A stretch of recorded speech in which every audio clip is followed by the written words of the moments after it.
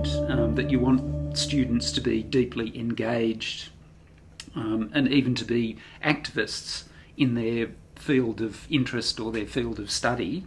But isn't academic endeavour about being objective and being detached and dispassionate rather than directly and personally involved?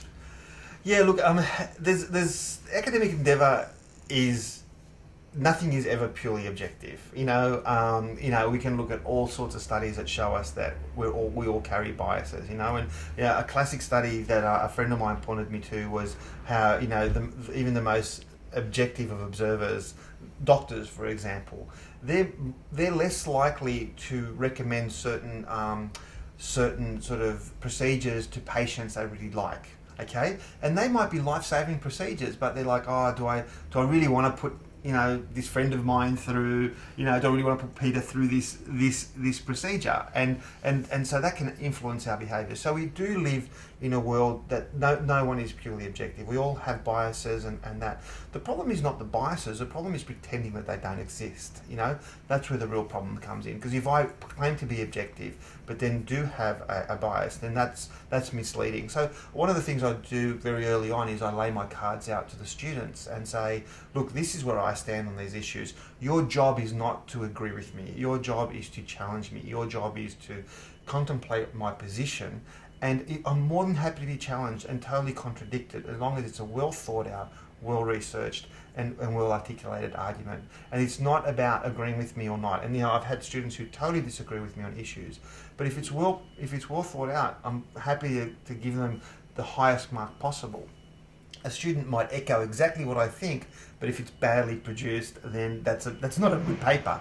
But the challenge here for us, I think, is recognising that we do need to feel passionate about something to be engaged with it. So if I don't care about the environment, if I don't care about politics, if I don't care about something, I'm not going to be engaged. So we do need to build passions.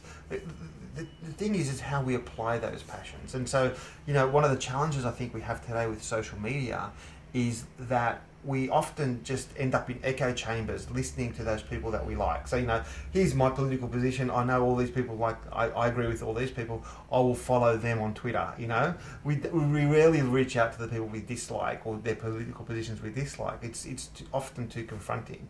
And so what I want to do is I want to shake that up. I want the students to hear things that they agree with and things that they don't agree with. I want them to be confronted. And in doing that, what I want them to do is weigh up the different arguments. And they could be not 2 sides, they could be 8 sides, they could be 10 sides. But it's important they weigh it up and cut through that and then try and figure out where they stand. And what's important when I tell them where they stand is you can take a stance while being conflicted, okay? Because that's nothing is clear, nothing is purely black or white. And also you can change your stance as you learn, as you experience, as you grow older. We all move our political positions around, and I know I have. And I don't think there's anything wrong with that. And I think, again, preparing the students to be able to confront where they stand in different ways prepares them for a rapidly changing world and ethical challenges we haven't even thought of yet. So another key part of your educational philosophy that you've mentioned is community involvement. And for your students, they have placements in community organisations and they're encouraged to build links with the broader community. But why is that important? Yeah, look, one of the things that Western Sydney University or University of Western Sydney has always prided itself on is being an engaged university, and so and we try and bring that out in our students. And our students are often encouraged to spend time with community organisations or to do internships and so on. And this is important for a number of ways. One, it's important because I think you look at all the top employers in the world, and they never say, I really want a person who only knows a little bit about this. We want to produce well-rounded individuals, and being out in the community does that. It takes you out of the university setting and it puts you into a setting where you're challenged. And that's where you kind of build the skills base and the knowledge base of the students. Secondly, within a community setting, it's you get to apply the knowledge that you learn. So, an internship or allows you to sort of to look at this and say, okay, well, how do I apply this knowledge base? How do I make it work? So you're not just working in the theoretical world, you're working in a real world. And I think that's again, it builds a more well-rounded individual. I think thirdly, again, there's a lot of pressure on young people these days to get into uni, to get through uni, to go out and get a job. You look at the financial pressures of a place like Sydney, having to save, buy a mortgage, do all these things that, we're really, this generation of students is really confronted by. They often don't get the chance to they're working part-time jobs, and they're some of them a lot of our students work up to 25 hours a week. Some of them work full-time and carry a full-time load, have family commitments, and so they don't get the chance to have that exposure to other aspects of society. And so by building that into the curriculum, we encourage that kind of those kinds of connections, and also by building it into the curriculum, we could credential it, so we recognise their effort in doing it, and it kind of builds a kind of a professional pride in the work that they do. And universities should not be ivory towers. The gap between the university and the rest of society, the community, shouldn't be there. It should be fluid. There should be things happening between them all the time. And I think what worries me sometimes is, universities are accused of being, these sort of towers of privilege. These ivory towers of privilege, and sometimes they are, right? And sometimes they are, and so it's important that we smash that down, and we break that down. And also, even if it's not true, that if the perception's there, I think that's problematic. So we need to really, really change the relationship between universities and the broader community. You've spoken there mainly about the benefits of that for the student, but I presume you also see benefits for the broader community with that sort of involvement. Yeah, look, I think when students do engage and the community does engage with the community, there are lots of benefits that the community does gain, and we've worked with different organisations, helping, like small community organisations that are so flat out, they haven't got time to prepare a strategic plan, and if you haven't got a strategic plan, then how do you know where you're going, right?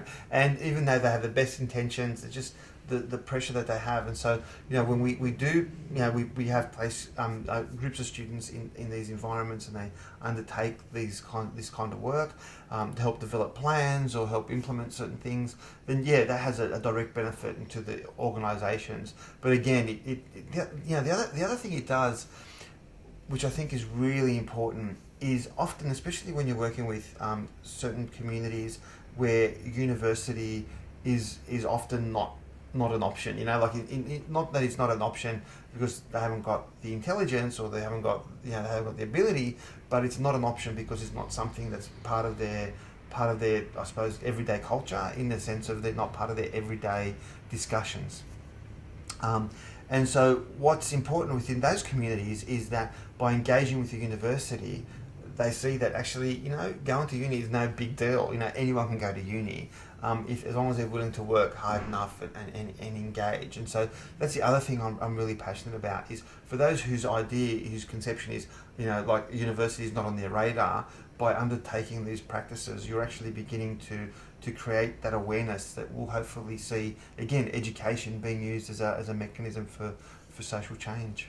You mentioned a few times the concept of citizenship, and I know that it's an area of your academic interest and research, is what it means to be a citizen in the 21st century. But these days, when there's concern about the allegiance of some sectors of the community, and there's suspicion of some groups in their roles as citizens, and that puts a strain on social cohesion.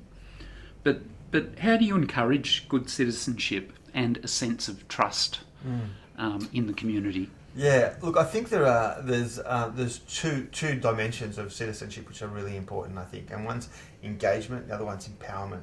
So engagement means that you basically care what's going on, right? So you care what's going on, and empowerment is this idea that you have a voice, right? That your voice can be heard, that you can help bring about changes, or even if you can't bring the change that you want, you feel that you've had a fair hearing. And that's I think the two dimensions of citizenship. I think what happens, what we have is we have significant sections of the population that do not feel they have a voice, that feel that they're either marginalised or ignored, and if they're if they're feeling engaged, they really want to bring about change or they want to be heard, but no one's listening, then that builds like spaces of frustration. So that's I think one of the things, if we're talking about building cohesion, one of the things we really need to do is be aware of, well, how do we actually hear the broad range of voices in our diverse society? And the other thing we need to recognise is that all societies are diverse. Like when I say diverse, we're not just talking about multicultural. Even the most sort of monocultural societies. Japan is identified as an incredibly monocultural society.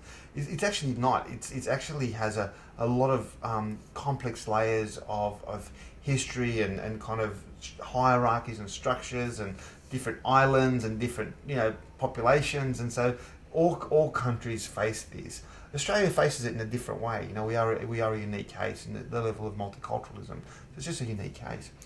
But I think by everyone having a voice and everyone feeling that they should be engaged in the issues that affect us, then that does build that sense of cohesion. The issue of trust is a really, really interesting one.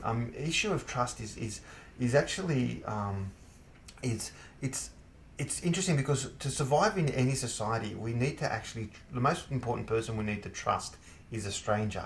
So we need to sit down on a bus, have someone sit next to us, and just trust that they're going to act like a stranger. That's one of the really interesting things. And our whole contemporary society is based on this idea of trust. And Anthony Giddens, a famous sociologist from the UK, talks about how in pre-modern societies trust was not that important because you built your own house, you put together your cart which attached to your horse, and you knew how to grow your own food, all that type of thing. In our society today, we have to trust everything. I don't know how my car works. I trust the mechanic to fix it. I trust the person to build it. I don't know how a plane works. I trust the people that manufacture it to build a good plane. So we're constantly trusting all these strangers, the stranger close by and the stranger far away. And so one of the challenges that we have in a contemporary society is to maintain those levels of trust. And I think the only way we can maintain those levels of trust, it really requires strong political leadership, not to take advantage of cracks that emerge sometimes in society. And we saw in late last year with the so-called Sydney siege, where a man used the name of an organisation to air his grievances. Do we take advantage of that and say, oh look, we're about to be overrun by terrorists, or do we sit there and say this was a deeply disturbed man who needed a cause to do what he did and undertake that? And I think if we take the former path and use this as a way to divide, then trust falls apart really quickly.